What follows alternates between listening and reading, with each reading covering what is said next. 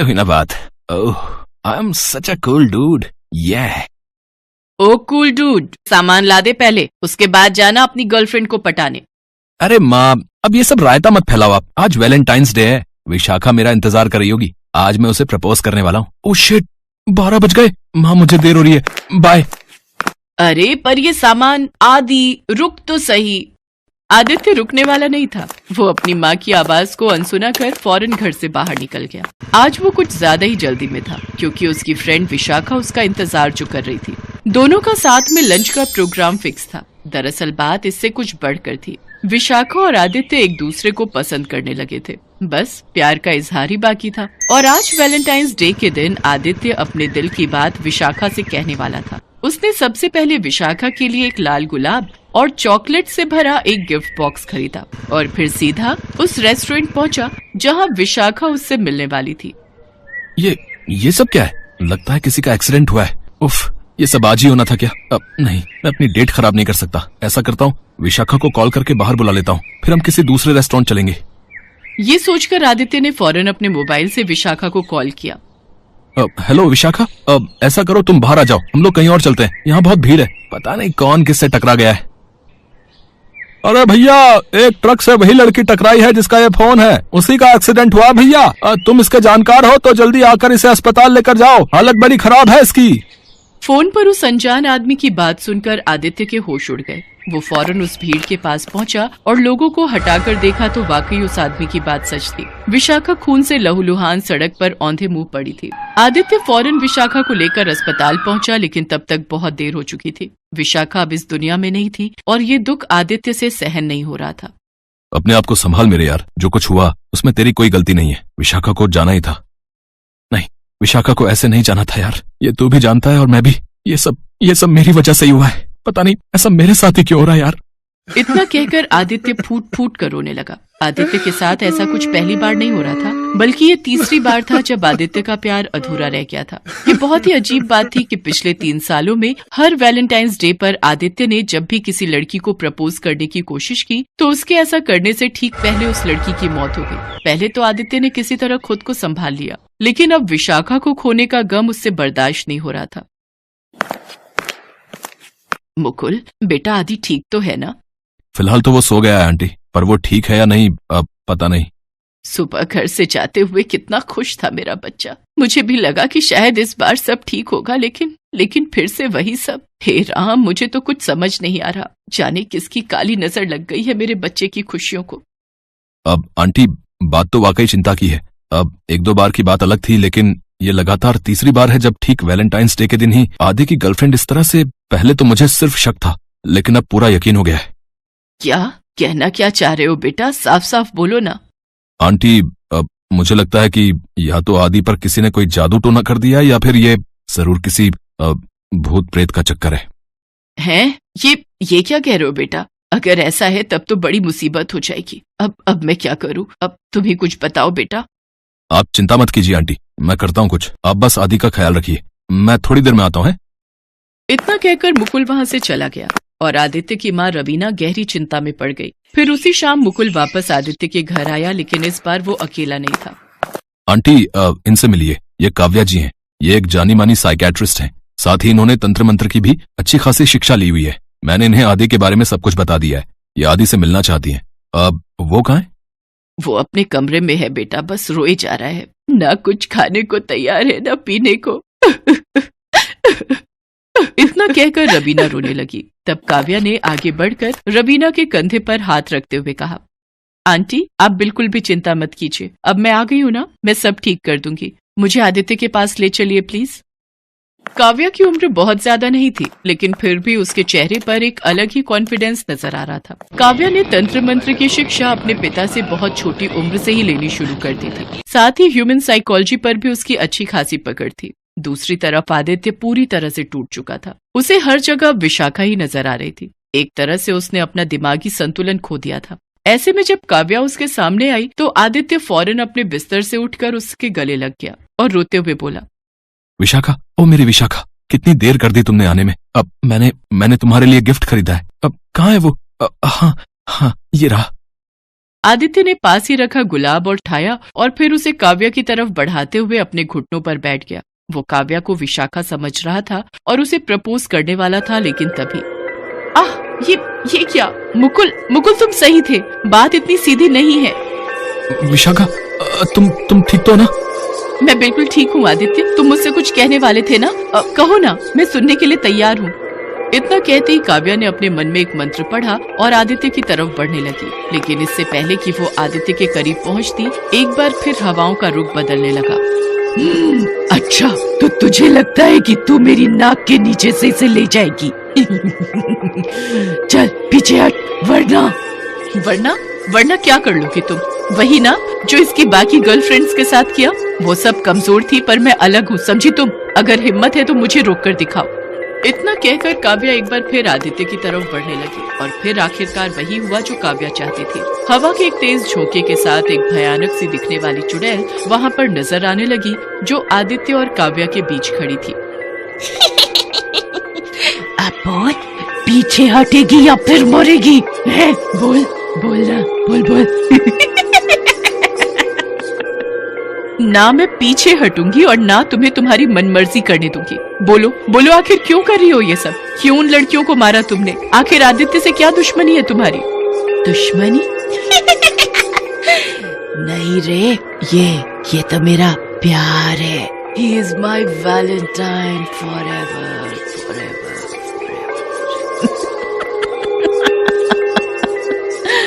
है ना आदि? नहीं, मेरा तुमसे कोई वास्ता नहीं, तुम एक चुड़ैल हो। छी, दूर हटो मुझसे। अच्छा, तो तेरी अक्ल अब तक ठिकाने पर नहीं आई। एक बार फिर ठुकराएगा मुझे जैसे पहले ठुकराया था। आदि, मैं तुमसे बहुत प्यार करती हूँ। Please accept my love. I want to be your Valentine.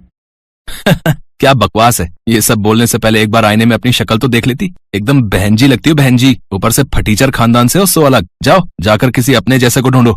बड़ी आई, my valentine is waiting for me, समझी? जाओ।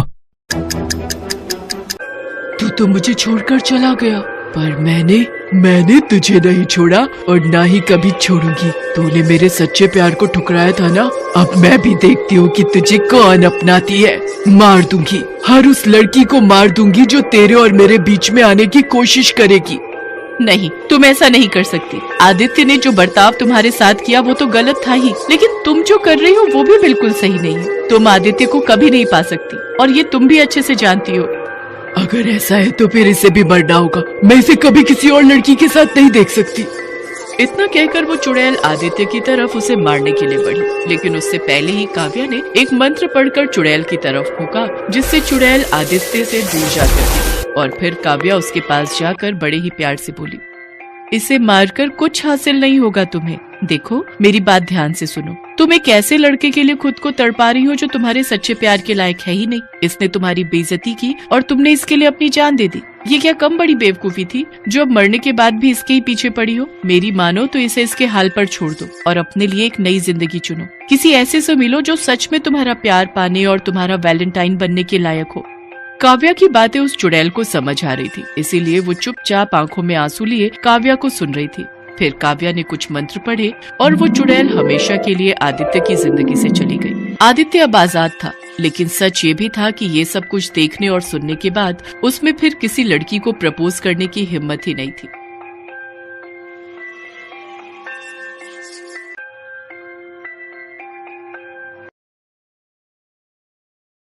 ये कहानी है मायागंज नाम के एक शहर की। नदी के किनारे बसा ये शहर बहुत ही खूबसूरत है। गुलशन और उसकी पत्नी राधा उसी शहर में रहते थे। दोनों एक दूसरे से बहुत प्यार करते थे। गुलशन एक प्राइवेट कंपनी में मैनेजर था। राधा बहुत ही धार्मिक औरत थी। एक बार की बात है, नाइट ड्यूटी करके गुलशन वापस लौट रहा था। अचानक काली पहाड़ी के नजदीक स्थित इमली के पेड़ के पास उसकी बाइक खराब हो गई। गुलशन को पता नहीं था कि उसी पेड़ पर एक चुड़ैल रहती है। ओहो, क्या हो गया बाइक को? ये अचानक से रुक क्यों गई? गुलशन ने बाइक को खुद से ठीक करने की कोशिश की, लेकिन उसे बाइक की खराबी का कारण पता नहीं चला। जाड़े का दिन था, इसलिए हर ओर सन्नाटा छाया हुआ था। गुलशन इधर उधर देख रहा था, लेकिन उस रास्ते से दिन में भी लोग कम ही आते थे, तो आधी रात को किसी का उस रास्ते से गुजरना लगभग असंभव था। वहीं दूसरी ओर पेड़ पर बैठी चुड़ैल गुलशन को घूर घूर कर देख रही थी। आहा, कितना सुंदर लड़का है ये, इसके चेहरे से तो नजर ही नहीं हट रही। तेरे चेहरे से नजर नहीं हटती, नजारे हम क्या देखें। वो चुड़ैल गुलशन पर फिदा हो गई, लेकिन एक चुड़ैल और इंसान का मेल कैसे हो सकता है? इसलिए चुड़ैल ने अपना रूप एक बहुत ही सुंदर लड़की का बनाया और उसके सामने आ गई। उस सुनसान अंधेरी रात में इतनी सुंदर लड़की को देखकर गुलशन आश्चर्यचकित रह गया। आप कौन है और इस सुनसान जगह पर आप क्या कर रही हैं? जी, मैं अपनी सहेलियों के साथ इधर घूमने आई थी, लेकिन मैं उनसे बिछड़ गई। क्या आप मुझे अपनी बाइक में लिफ्ट देकर मुझे मेरे घर तक छोड़ देंगे? मेरा घर यहाँ से 3 किलोमीटर की दूरी पर है। देखिए मैडम, मैं लिफ्ट तो आपको जरूर देता, लेकिन मेरी बाइक खराब हो गई है, स्टार्ट ही नहीं हो रही है। गुलशन की बातों को सुनकर चुड़ैल उसके पास आई और उसकी बाइक पर अपना हाथ फेरा। गुलशन उसे ऐसा करते हुए देख रहा था। फिर चुड़ैल ने उससे कहा, अब जरा अपनी बाइक स्टार्ट करिए। अरे मैडम, मैंने कहा ना मेरी बाइक खराब हो गई है, पिछले आधे घंटे से मैं इसे स्टार्ट करने की कोशिश कर रहा हूँ। अरे आप मेरी बात मानिए ना और एक बार फिर से अपनी बाइक स्टार्ट करिए। गुलशन ने बाइक में जोर से किक मारी। एक ही किक में बाइक स्टार्ट हो गई। अरे वाह, मेरी बाइक तो स्टार्ट हो गई। आप कोई जादू जानती हैं क्या? उसकी बातों को सुनकर उस चुड़ैल ने उसकी तरफ मुस्कुराकर उसकी आंखों में देखा। चुड़ैल की आंखों से एक रोशनी सी निकली और गुलशन पूरी तरह सम्मोहित होकर उसकी ओर देखने लगा। चुड़ैल ने अपना काम कर दिया। गुलशन अब पूरी तरह उसके कब्जे में था। क्या हुआ? क्या देख रहे हो इस तरह? चले अब यहाँ से। कहाँ जाना है? तुम्हारे घर। अब मैं तुम्हारे साथ ही रहूंगी, तुम्हारी बीवी बनकर। लेकिन ये बात तुम किसी को बताना मत, समझे मेरे प्यारे गुलशन? और हाँ, मैं सबको नहीं दिखूंगी, सिर्फ तुम्हें दिखूंगी। समझ गया, मैं किसी को कुछ भी नहीं बोलूंगा। गुलशन के दिमाग पर अब पूरी तरह चुड़ैल का कब्जा हो गया था। जो वो कह रही थी, गुलशन उसकी हाँ में हाँ मिला रहा था।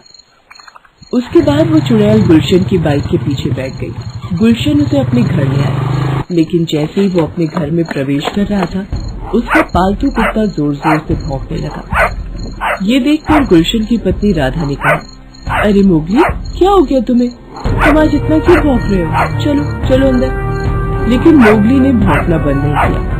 राधा को भी समझ नहीं आ रहा था कि आखिर उसे हो क्या गया है। दूसरी ओर वो चुड़ैल उस कुत्ते को घूर घूर कर देख रही थी। उसी रात की बात है। वो चुड़ैल जो अदृश्य रूप में गुलशन के साथ थी, वो अपने असली रूप में आ गई और फिर घर के बाहर सोए मोगली के पास गई। बहुत भौंकता है तू, अब कल से तू भौंकने के लायक नहीं रहेगा। उसके बाद उस चुड़ैल ने मोगली को अपने नाखूनों से घायल कर मार दिया। अगली सुबह जब राधा की नींद खुली तो उसने मोगली का विभत्स अवस्था में शव देखा तो जोर जोर से चिल्लाकर गुलशन को बुलाया। गुलशन, गुलशन बाहर आओ, ये देखो मोगली को किसी ने कैसे बुरी तरह से मारा है।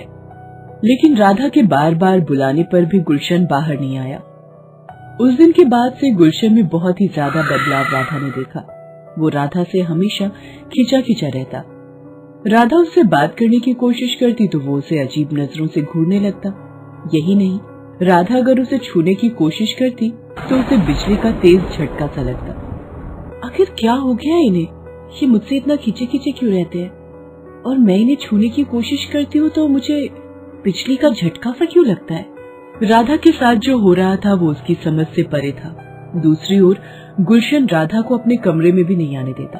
अगर राधा जबरदस्ती करती तो वो जोर जोर से चीखने लगता और उस पर हमला कर देता। उस समय उसकी आवाज बिल्कुल बदल जाती। चली जा यहाँ से, चली जा। कुछ दिनों बाद गुलशन बीमार रहने लगा। अब वो नौकरी पर भी नहीं जाना चाहता। सारा दिन वो अपने कमरे में बंद रहता। कभी वो दीवारों को देखता तो कभी पंखे को, और कुछ न कुछ बड़बड़ाता। ऐसा लगता कि वो किसी से बातें कर रहा है, लेकिन क्या बोलता किसी को कुछ समझ नहीं आता। एक रात की बात है। राधा की नींद किसी की हंसी की आवाज से खुल गई। वो हंसी की आवाज किसी औरत की थी और वो आवाज गुलशन के कमरे से आ रही थी। इतनी रात को गुलशन के कमरे से ये किस औरत की हंसी की आवाज आ रही है? राधा उसी समय उसके कमरे की खिड़की से अंदर झांकती है, लेकिन उसे कोई भी नहीं दिखता। अब तो हर दिन उसके साथ ये घटना घटने लगी थी। चाहे रात हो या दिन, उसे कभी किसी औरत की हंसी की आवाज सुनाई देती तो कभी किसी औरत के पायल की आवाज। वो बेचारी उन आवाजों को सुनती तो जरूर, लेकिन उसे कोई नहीं दिखता। वो बेचारी बजरंग बली की प्रार्थना रोते रोते करती और कहती, हे बजरंग बली, ये मेरे साथ क्या हो रहा है? मुझे ऐसी आवाजें क्यों सुनाई देती हैं? प्रभु, क्या राज है इसके पीछे? लेकिन राधा को कोई भी जवाब नहीं मिलता। उसकी जिंदगी में इन दिनों तूफान मचा हुआ था। उसकी हंसती खेलती जिंदगी में ग्रहण सा लग गया था। राधा का पति गुलशन अब सारा दिन कमरे में बंद रहता और जोर जोर से हंसता है। फिर वो किसी से बातें भी करता है, जबकि उसके कमरे में कोई नहीं होता है। तुम भी ना पता नहीं क्या क्या बोलती रहती है, लेकिन जो भी बोलती हो उससे मुझे प्यार है। I love you. I love you too. धीरे धीरे पूरे गांव में गुलशन की हालत की खबर हो गई। लोग उसे पागल बुलाने लगे। कुछ लोग उस पर ऊपरी हवा होने की भी बात करते हैं। भाई, मैं सच कह रहा हूँ, ये जरूर किसी भूत पिशाच का चक्कर है। हाँ, मुझे भी ऐसा ही लगता है। मेरे साले के साथ ऐसा ही हुआ था। वो भी ऐसे ही पागलों की तरह हरकतें करता रहता था। एक दिन उसने अपने कमरे में खुद को फांसी लगा ली। हाँ, जितने मुंह उतने तरह की बातें गुलशन के बारे में होने लगी थी। अब तो राधा को भी लगता था कि ये किसी भूत प्रेत का ही चक्कर है। उसने एक तांत्रिक को घर पर बुलाया भी, लेकिन जैसे ही वो तांत्रिक उसके घर के दरवाजे पर आया, उसे जोर का बिजली का झटका सा लगा। वो गुलशन की ओर घूर घूर कर देखकर कहने लगा, कब्जा है, इस घर पर कब्जा है। तुम्हारे पति पर किसी का कब्जा है। किसका कब्जा? लेकिन तांत्रिक के कुछ कहने के पहले ही उसका शरीर हवा में पूरी तरह ऊपर उछल गया। ऐसा लगा कि कोई उसके शरीर को ऊपर उठाकर ले गया है। फिर काफी ऊंचाई से वो नीचे गिर पड़ा। उसके चीखने की जोरदार आवाज आई। थोड़ी देर बाद जमीन पर उसका तड़पता शरीर पड़ा था। कुछ देर बाद तांत्रिक ने दम तोड़ दिया। इस घटना के बाद तो पूरे गांव में दहशत का माहौल कायम हो गया। राधा खुद भी बहुत डर गई, लेकिन उसने हिम्मत और अपने बजरंग बली का साथ नहीं छोड़ा। हे मेरे बजरंग बली, कहते हैं कि भूत पिशाच निकट नहीं आवे, महावीर जब नाम सुनावे। मैं और मेरे पति संकट में हैं, हमारी मदद करिए प्रभु, हमारी मदद करिए। उसी रात बजरंग बली राधा के सपने में आए। राधा, तुम्हारा पति एक चुड़ैल के कब्जे में है। वो उसे अपना पति मानती है और तुम्हें अपनी सौतन। तुम्हारा पति पूरी तरह उसके कब्जे में है। वो उसके प्यार में पागल है, लेकिन उसे पता नहीं है कि वो चुड़ैल हर दिन तुम्हारे पति का खून पी रही है और एक दिन वो उसे मार देगी और अपने साथ लेकर चली जाएगी और उससे शादी करेगी। भगवान, ये अनर्थ नहीं होने दे, मेरी मदद करे। राधा, कल तुम पीपल के 108 पत्ते ले आना और उन सभी पत्तों पर प्रभु श्री राम का नाम लिखना और उससे एक ताबीज बनाना और उसे अपने पति को पहना देना। ये कहकर बजरंग बली अंदर ध्यान हो गए। अगली सुबह जब राधा की नींद खुली तो उसे रात के सपने की सारी बातें याद आई। उसने पीपल के पत्तों को तोड़ा, उस पर राम जी का नाम लिखा, फिर उससे ताबीज बनाई और अपने पति के कमरे में गई। उसका पति अब भी उसी चुड़ैल से बातें कर रहा था। गुलशन ने जब राधा को अपने कमरे में देखा तो, तू फिर आ गई यहाँ? तुझे कितनी बार मना किया है यहाँ आने से? ये कहकर गुलशन ने उस पर हमला कर दिया। लेकिन आज तो राधा तय करके आई थी। उसने पीपल के पत्तों से तैयार किया हुआ ताबीज तुरंत उसके गले में डाल दिया। ताबीज उसके गले में पड़ते ही वो चुड़ैल के सम्मोहन से वापस आ गया। राधा, राधा, मेरी राधा। अपना सम्मोहन टूटा देखकर चुड़ैल को बहुत गुस्सा आ गया। वो अपने असली रूप में आ गई। तूने इतने दिनों की मेरी मेहनत पर पानी फेर दिया। ये मेरा पति है, मेरा तो सौतन है मेरी। मैं आज तुझे जान से मार दूंगी।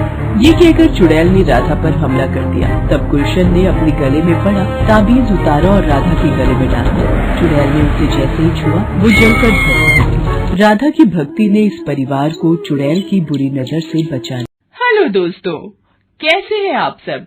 हमारी कहानियाँ देखने के लिए हमारे चैनल को सब्सक्राइब कीजिए और हाँ, बेल आइकॉन पर क्लिक करना मत भूलिएगा।